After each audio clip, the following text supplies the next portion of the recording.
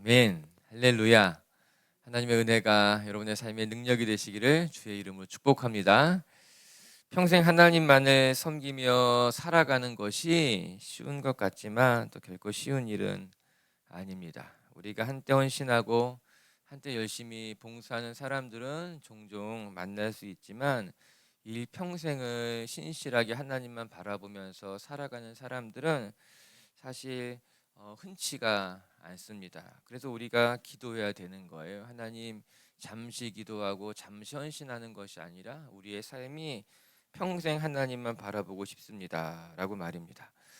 오늘 솔로몬의 삶 가운데서 그가 하나님을 떠났을 때 하나님이 두 명의 대적들을 일어나게 하시고 또 그로 말미암아 솔로몬이 겪게 된 이야기를 같이 생각해 보는 시간입니다. 한 사람은 이스라엘의 남쪽에서 솔로몬과 이스라엘을 괴롭힌 하닷이라고 하는 사람이고, 또 다른 사람은 이스라엘의 북쪽에서 솔로몬을 괴롭힌 사람으로 그의 이름이 르손입니다.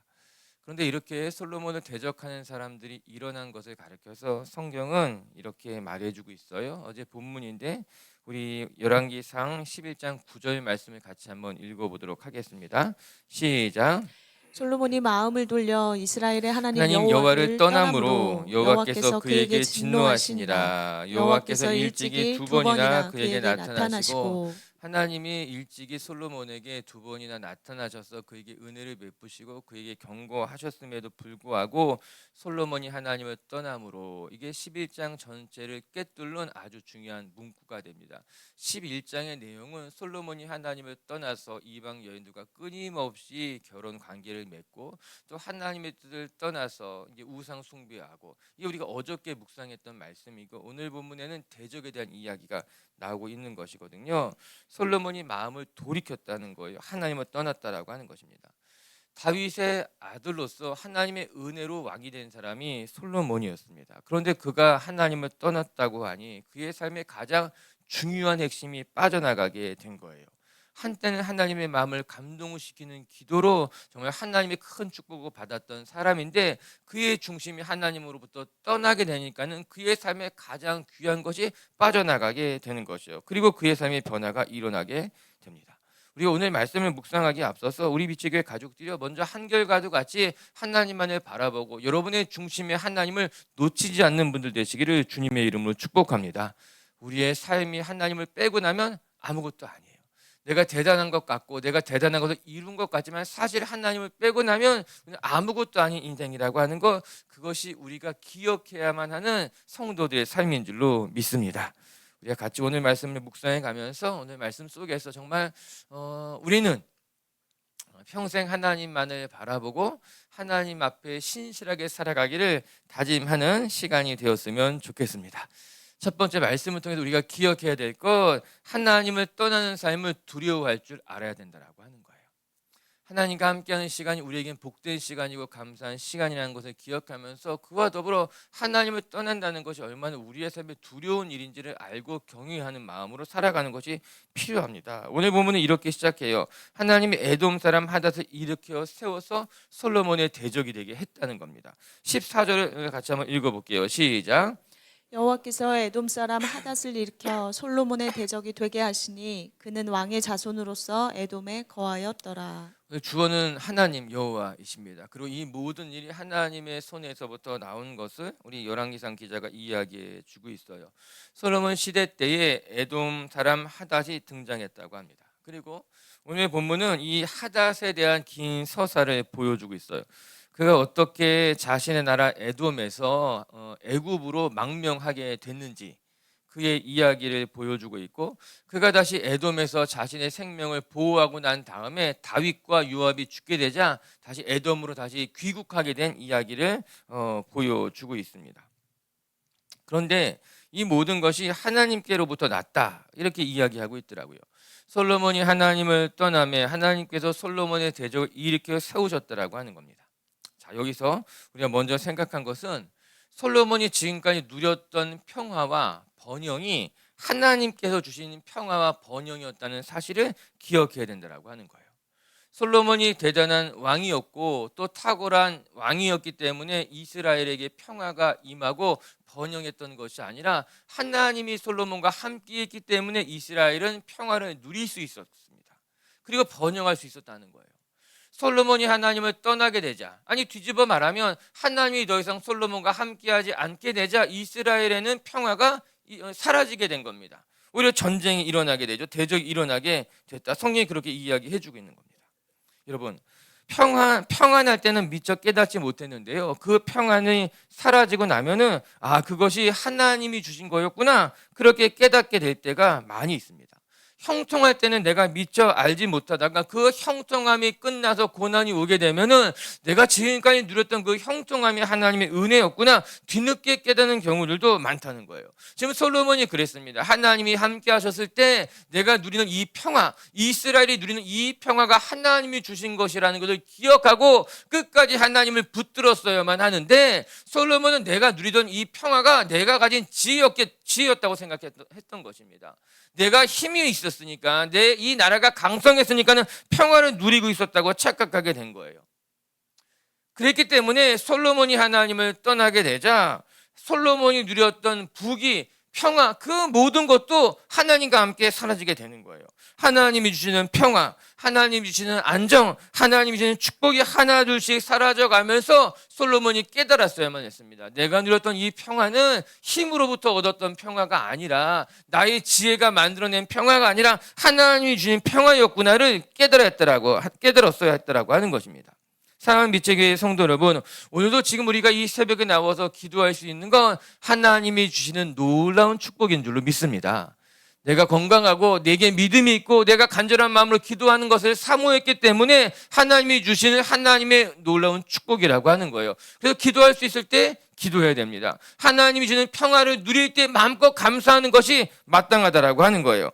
오늘도 여러분의 삶에 있었던 이 모든 평화와 안정, 이 모든 것이 하늘로부터 오신 것임을 기억하면서 하나님과 함께 감사하는 삶을 살아가는 성도님들 되시기를 주님의 이름으로 축복합니다.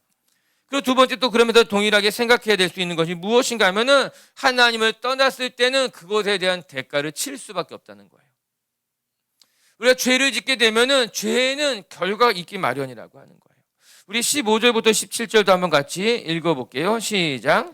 전에 다윗이 에돔에 있을 때에 군대지휘관 요압이 가서 죽임을 당한 자들을 장사하고 에돔의 남자를 다 쳐서 죽였는데, 요압은 에돔의 남자를 다 없애기까지 이스라엘 무리와 함께 6달 동안 그곳에 머물렀더라.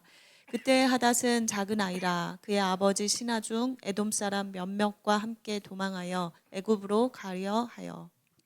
이제 에돔 사람 하닷에 대한 긴 이야기가 이제 시작이 되고 있습니다. 에돔은 우리가 이제 신명기 때 우리 묵상한 것 같이 사해의 동남쪽에 있었던 나라가 에돔 있죠. 에서의 후손들이 세웠던 나라입니다. 이스라엘의 남쪽에 있었던 나라예요.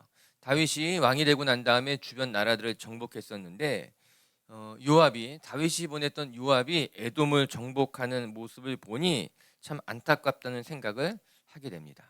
에돔에 있는 남자들을 다 죽였다는 거예요. 무려 6개월 동안 군대를 주둔시켜 가지고 철저하게 에돔을 이제 멸한 거예요. 무너뜨린 거죠. 그런 처참한 어떤 전쟁 가운데서 이 에돔 왕의 아들이었던 하닷이 몇몇 신하들과 함께 그 엄청난 이제 재앙의 시간들을 피해서 숨게 됩니다. 뒤에 말씀을 보게 되면은 에돔에서부터 피해 남쪽으로 이동해서 미디안으로 갔고, 거기서 더 남쪽으로 이동해서 광야, 이제 바란 광야까지 가게 됐습니다. 그리고 거기에서 또 다시 더 남쪽, 또 이제 북쪽으로 올라가서 에돔까지, 그러니까 애굽까지 가서 자신의 생명을 부지했다라고 하는 겁니다. 그 과정을 살펴보면 가슴이 아픕니다. 그가 어떻게 고향을 떠나서 또 망명하게 되고, 또 애굽에서 자리를 잡게 되고, 이런 과정들, 다윗의 정복 때 일어난 일인데, 어떻게 보면 그 안타까운 일들이 부메랑이 되어서 다시 이스라엘에게로 되돌아온 것처럼 느끼게 됩니다.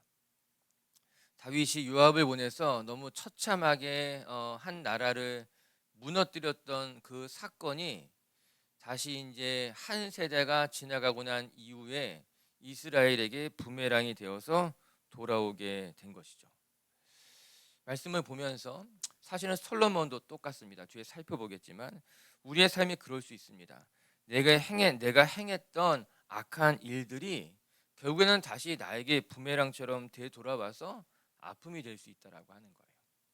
우리가 육신을 따라 행하면 육신의 일을 열매 맺게 되고 성령을 따라 행하면 성령의 일을 열매 맺게 된다라고 하는 거예요.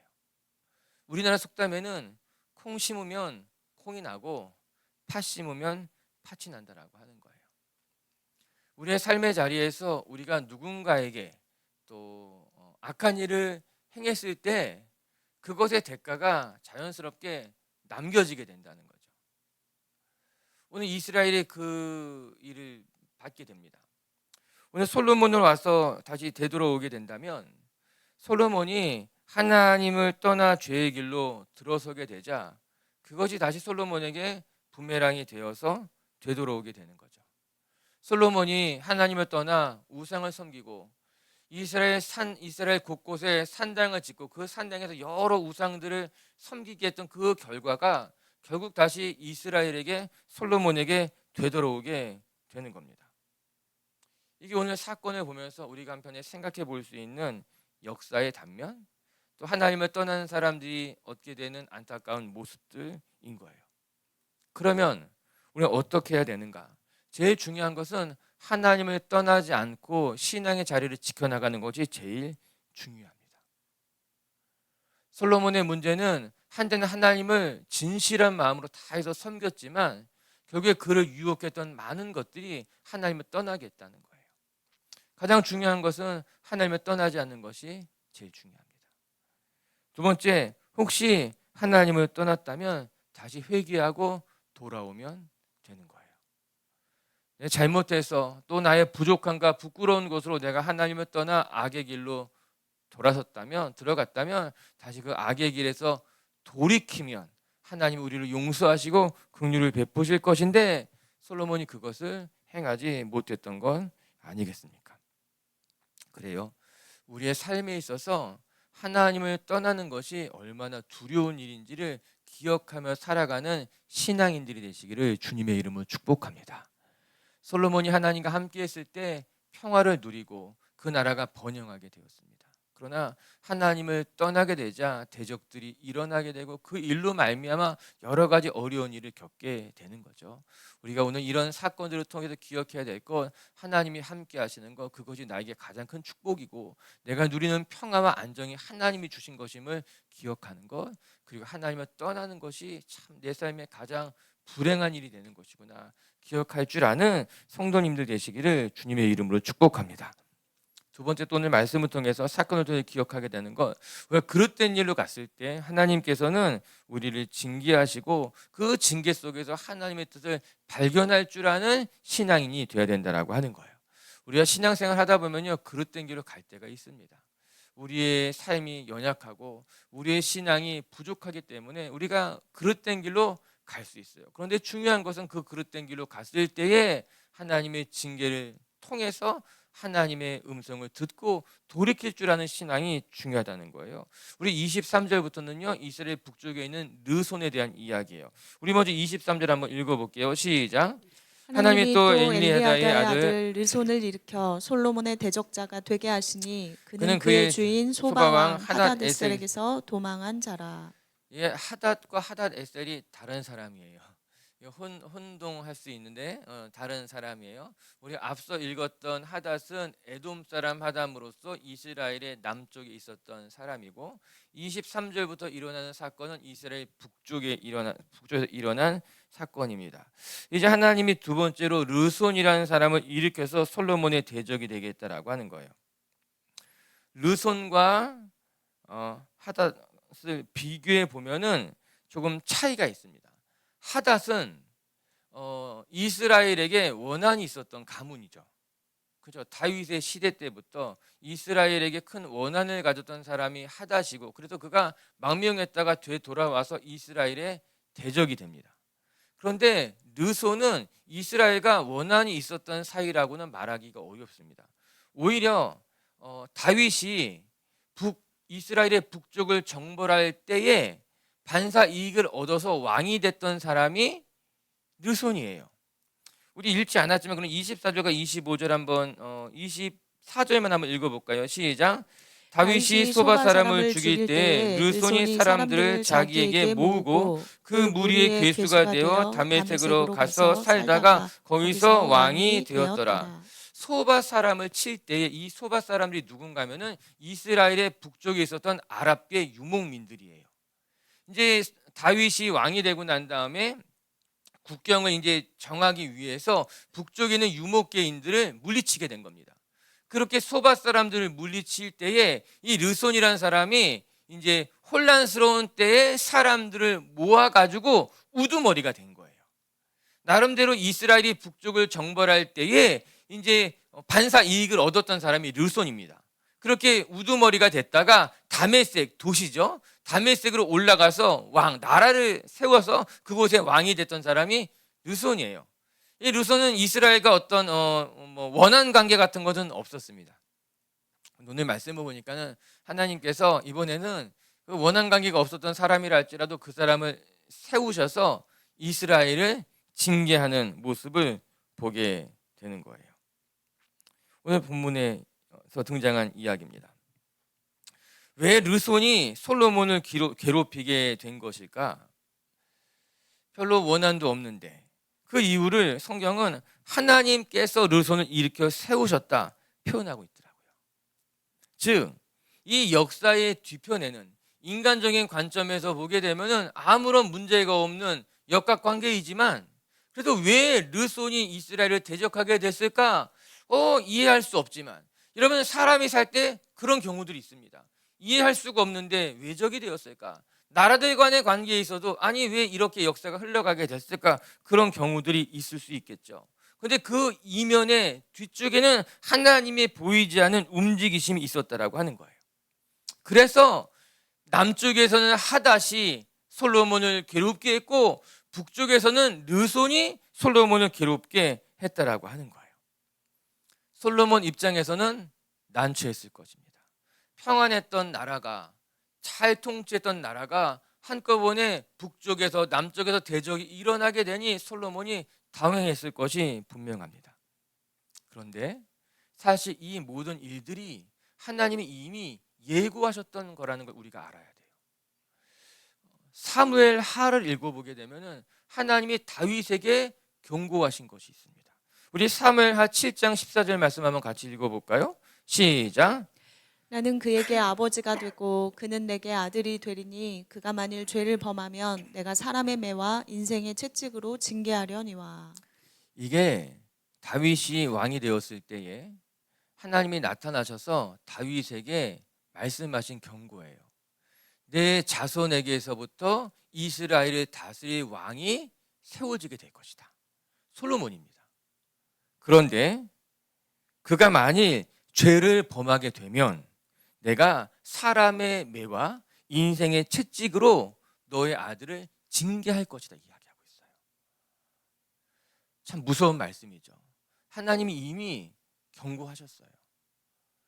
다윗에게, 솔로몬에게 아니라 다윗에게 너의 씨에서부터 아들이 나오게 될 것인데 그가 하나님을 경외하며 섬기면 그의 나라가 번영하겠지만 그가 만일 하나님을 떠나게 된다면 하나님께서 사람의 막대기와 인생의 채찍으로 징계하겠다라고 하는 거예요.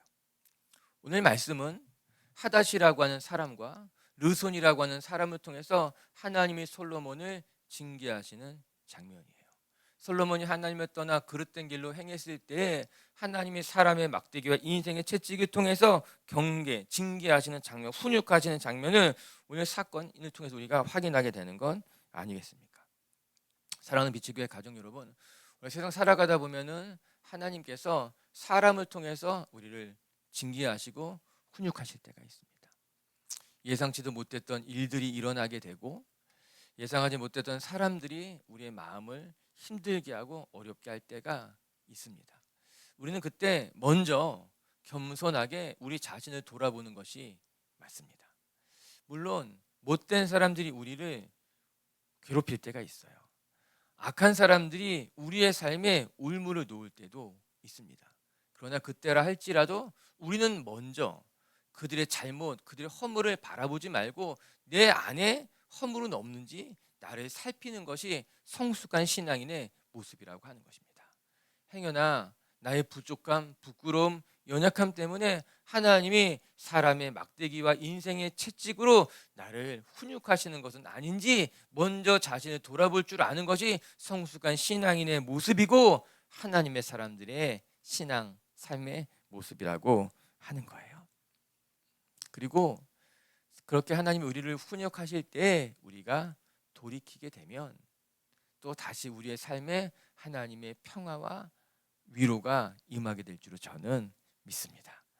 왜냐하면 하나님이 징계하시는 것은 우리를 이제 심판하시기 위함이 아니라 우리를 돌이키게 하기 위해서 우리를 징계하시는 것이기 때문에 우리는 사람의 막대기 인생의 채찍으로 훈육받을 때에 그것 때문에 낙심하고 그것 때문에 괴로워하는 것이 아니라 막대기를 맞고 훈육을 당하고 돌이키는 것이 하나님이 원하시는 훈육, 징계의 목표라고 하는 거예요.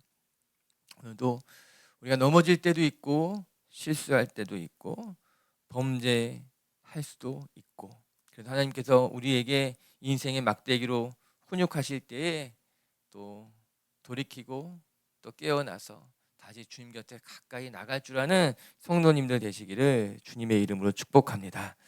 말씀을 정리합시다. 오늘 말씀 같이 묵상하면서 정말 평생 한결같은 마음으로 하나님만을 섬기는 것이 쉬운 일이 아니구나 깨닫게 됩니다. 솔로몬 신실한 사람이었지만 안타까운 것은 그의 삶에 평생 하나님만 신실하게 바라보지는 못하고 하나님 앞에 하나님을 사랑하는 마음을 떠났다라고 하는 거예요.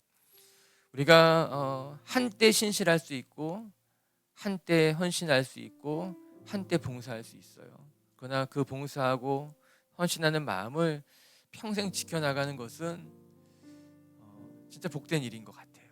여러분 축복하고 싶어요. 여러분 이렇게 기도하는 모습이 평생 새벽의 제단을 지킬 줄 아는 모습으로 성장해 가시고 하나님을 사랑하는 마음이 한때 사랑했던 것 아니라 정말 평생 하나님을 사랑하며 살아갈 줄 아는 결코 하나님을 떠나지 않는 성도님들 되시기를 주님의 이름으로 축복합니다.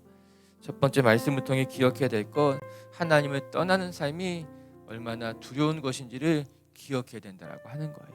우리가 지금 누리는 그 모든 평화와 안정과 위로는 하나님과 함께 있을 때 누리게 된 것임을 기억하며 하나님 떠나지 않는 성도님들 되시기를 주님의 이름으로 축복합니다. 두 번째, 그릇된 길로 갈 때에 하나님이 징계하시고 훈육하실 수 있습니다. 사람의 막대기와 인생의 채찍으로 우리를 훈육하실 그때에 여러분 돌이킬 줄 아는 사람, 다시 돌이켜서 하나님 앞에 무릎 꿇을 줄 아는 성도님들이 되시기를 주님의 이름으로 축복합니다. 우리 같이 한번 기도합시다. 이 시간 기도.